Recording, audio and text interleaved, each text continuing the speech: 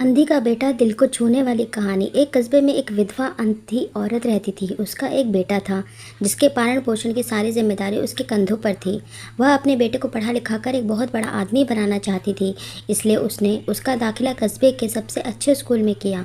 वह दिन रात मेहनत करती ताकि बेटे के स्कूल की फीस दे सके। लड़के के स्कूल के बच्चे उसकी माँ के बारे में जानते थे। वे सब उसे अंधी का बेटा कहकर चिढ़ाते थे। लड़का इससे बहुत परेशान था। उसे अपनी माँ पर शर्म आने लगी थी। वह उसके साथ कहीं भी आने जाने से कतराने लगा था। जब लड़का बहुत बड़ा हुआ तो उसके शहर में अच्छी नौकरी लग गई। उसने अपनी माँ से वादा किया कि शहर में मकान लेकर वह उसे लेने आएगा, लेकिन वह शहर गया तो फिर लौटकर वापस नहीं आया।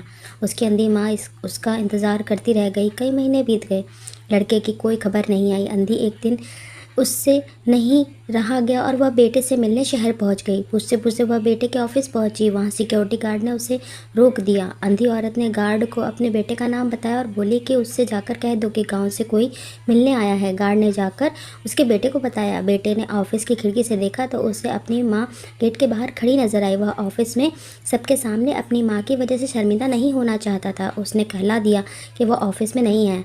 अंधी औरत वहाँ से चली गई। शाम को वह लड़का ऑफिस से घर जाने के लिए निकला। रास्ते में एक जगह काफ़ी भीड़ जमा थी। वह अपनी गाड़ी रोककर भीड़ के पास पहुंचा और तो बीच में सड़क पर उसकी अपनी माँ को मरा पाया। उसके हाथ में एक चिट्ठी थी जिसमें लिखा था, बेटा बड़े दिन हो गए थे, तेरी कोई खबर नहीं मिली, चिंता हो रही थी इसलिए तुझसे मिलने चली आई। तू तो अब बड़ा आदमी बन गया है, तुझसे मिलना अब शायद मुझ गरीब की किस्मत में नहीं, लेकिन मैं बहुत खुश हूँ तेरे लिए। तूने अपना ही नहीं मेरा सपना भी पूरा किया। मलाल है कि तेरी तरक्की देख नहीं सकती। काश बचपन में तेरी आंखों में सरिया ना घुसा होता, तुम्हें मुझे अपनी आंखें ना देनी होती तो मैं तेरी तरक्की अपनी आंखों से देख सुकून से मरती। तेरी अंधी माँ। यह पढ़कर लड़का फूट फूट कर रोने लगा।